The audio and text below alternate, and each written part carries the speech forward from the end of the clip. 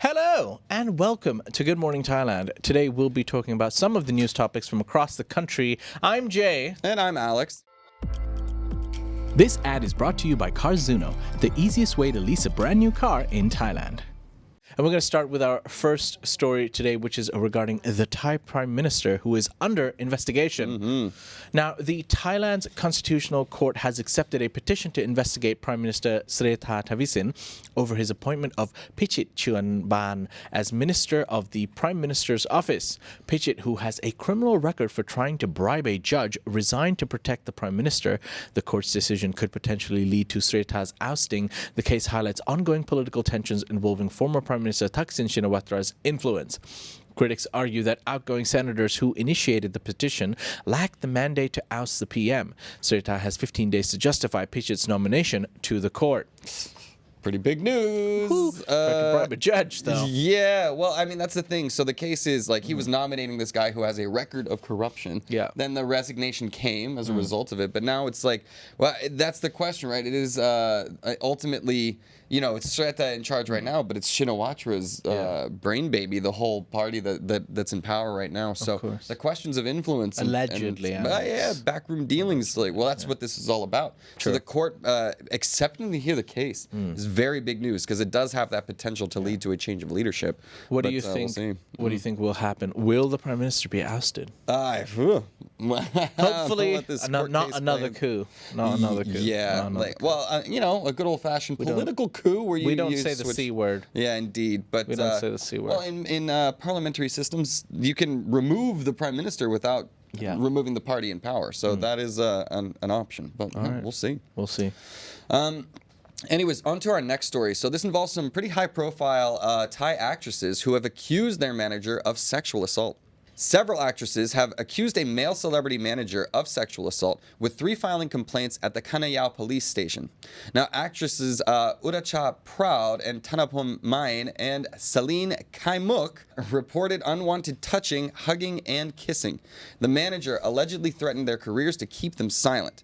The accused is rumored to be a one Sam, a former manager of actor Matthew Paul Dean, but this is unconfirmed. More victims are expected to come forward, but the manager has not yet been summoned for questioning. An extension, the Me Too movement comes to Thailand. Abuse of power, managers. Yeah.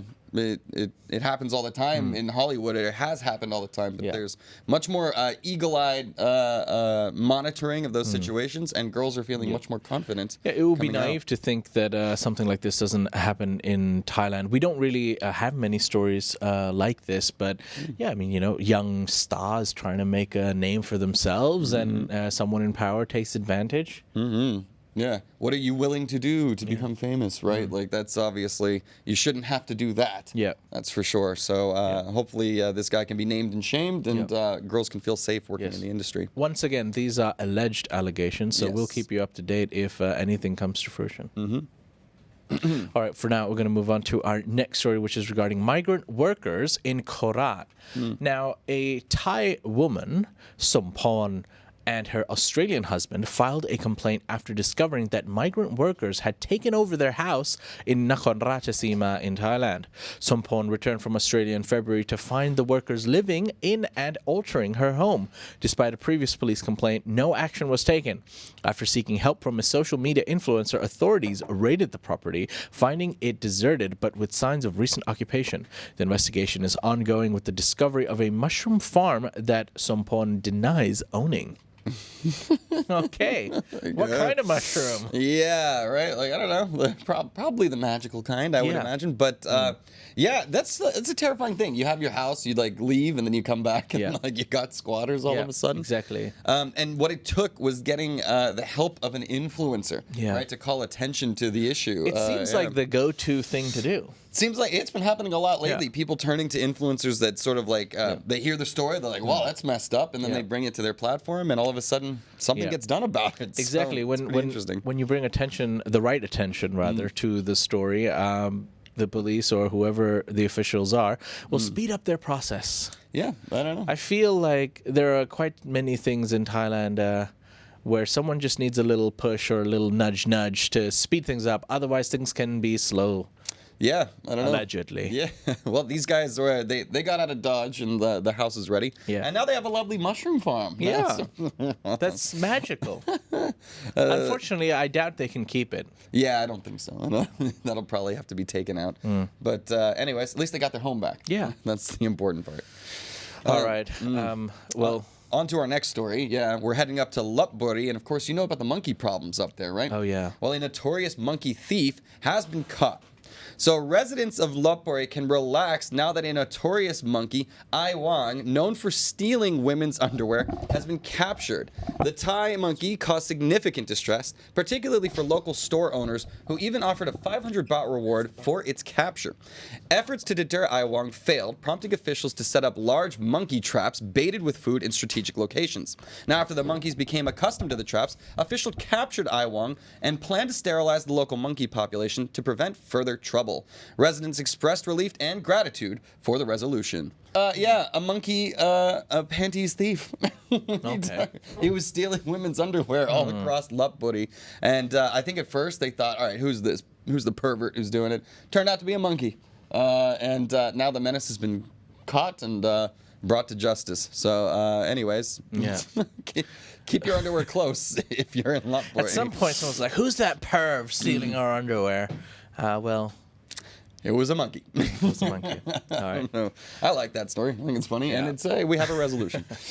All right, we're going to move on to our next story, which is regarding, of course, a durian controversy. However, in a Swedish museum. How, you may ask? Well, durian, known as the king of fruits, has sparked controversy after being ranked 17th in Sweden's Disgusting Food Museum in Malmö. Travel influencer Karim Instagram video featuring the museum has amassed over 6.7 million views, Asians in particular, despite the inclusion of durian, arguing its taste is unfairly labeled as disgusting. The museum describes durian's smell as ranging from sweet to resembling rotten onions or dead animals, leading to its ban in many public spaces. The museum, located in a former slaughterhouse, aims to challenge visitors' perception of food. I can understand that other people are affected by it, but Are we going to trust the Swedes on telling us Yeah, what is disgusting true. and not to? That is kind of True. my thought process on Yeah. that. They're all about that pickled herring, and Yeah. I think Mojo knows a thing or two about that stuff up there too. Yeah. He's not quite Scandinavian, but I guess it counts. But I don't know, man. Durian for me is what is still controversial in my Scandinavian mind. food? Yeah, it's not. well. Sorry, Scandinavians, but yeah, your We cuisine love the hasn't- Scandinavians. There's not a lot of Swedish restaurants around. It's the meatballs. It's IKEA. Yeah, I guess. Is IKEA that- meatballs. It's not even Swedish meat. It's like IKEA meatballs, Indeed, yeah. which I but, guess is Swedish. But anyways, In any case, I don't know. I'm still the Disgusting Foods Museum does sound like a fun little visit, though. I Yeah. gotta say. Well, I wonder what else is on the list. Well, anyways, last story for Thailand. White Lotus fan? okay. You like the show? I've never watched. Oh, you have to, man. It's an amazing show on HBO. And White Lotus is, of course, being filmed here in Thailand for season 3. Now, the White Lotus season 3 will feature Thailand's luxurious Four Seasons Koh Samui and Anantara Mai Khao Phuket villas as its stunning backdrops. Now, Four Seasons Koh Samui, located in the Gulf of Thailand, offers opulent villas and private residences with pools and ocean views.